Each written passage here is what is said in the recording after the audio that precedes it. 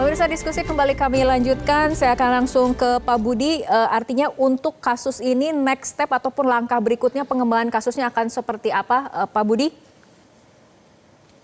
Ya Mbak Fitri, tentu kami akan fokus penyidikannya terhadap pihak-pihak yang sudah ditetapkan sebagai tersangka. Kita akan kuatkan lagi bukti-bukti dari rangkaian penggeledahan dan tentunya nanti kami akan melakukan pemanggilan saksi untuk kita mintai keterangan, termasuk juga data-data lain yang telah kami peroleh seperti dari PPATK, dan kami melihat dalam proses penanganan perkara ini beberapa pihak mendukung penuh upaya KPK, baik dari MA yang juga memberikan izin terkait dengan penangkapan dan juga penahanan terhadap seorang hakim, PPATK yang memberikan data terkait dengan tracing keuangan, dan juga KY yang berkomitmen untuk langkah berikutnya mengenai upaya-upaya pencegahan khususnya melalui fungsi pengawasan di sektor peradilan.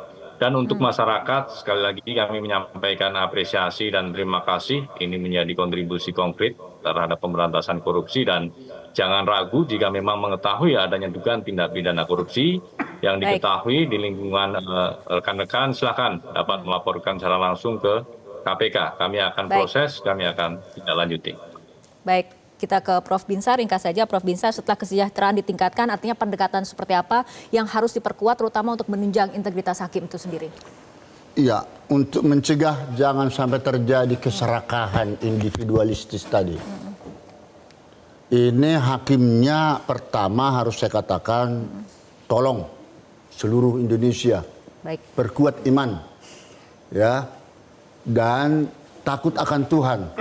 Dengan sendirinya tindakan untuk melakukan nafsu untuk menerima berbagai godaan itu terhenti.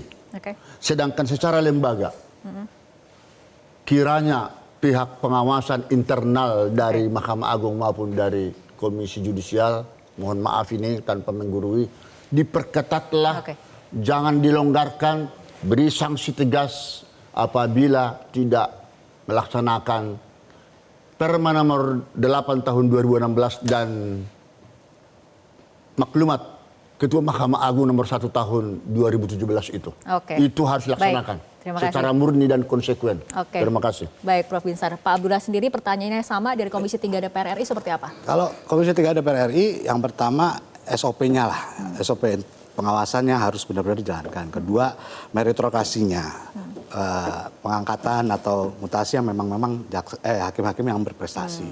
Ketiga, kalau usul dari saya, kita harus punya integrated oversight justice system. Jadi semua jadi satu, diawasi. Karena justice system kita kurangnya hanya di pengawasan sebenarnya. Ketika memang pengawasan itu betul-betul ketat dan dilakukan secara bersama, internal maupun internal akan itu jalan. Pengawasan diperkuat. Dari Mas Yudi sendiri bagaimana pandangannya? Ringkas saja Mas Yudi. Ya, ikan busuk itu kan dari kepala. Melihat beberapa kasus belakangan ini kan yang kena adalah kepala-kepala. Dan itu adalah di tempat-tempat yang memang jadi favorit. Ya, Jakarta, Surabaya, kemudian sekarang Depok. Artinya sistem rekrutmen untuk menempati posisi itu masih belum bagus di MA. Saya pikir kedepannya MA juga harus melakukan zero tolerance bahwa bukan hanya berprestasi tapi juga berintegritas di tempat-tempat yang favorit tadi. Mas Yudi, Pak Abdullah, Prof. Binsar dan juga Pak Budi, terima kasih telah berbincang bersama kami untuk malam hari ini. Pemirsa, di saat gaji dan tunjangan naik berkali-kali lipat, integritas seharusnya ikut meningkat. Namun jika korupsi masih menggerogoti tubuh peradilan, maka yang perlu dibenahi bukan hanya sistem tapi juga nurani dan moral. Tanpa langkah nyata, wajah peradilan kita akan tetap sama. Saya Fitri Megantara, terima kasih, sampai jumpa.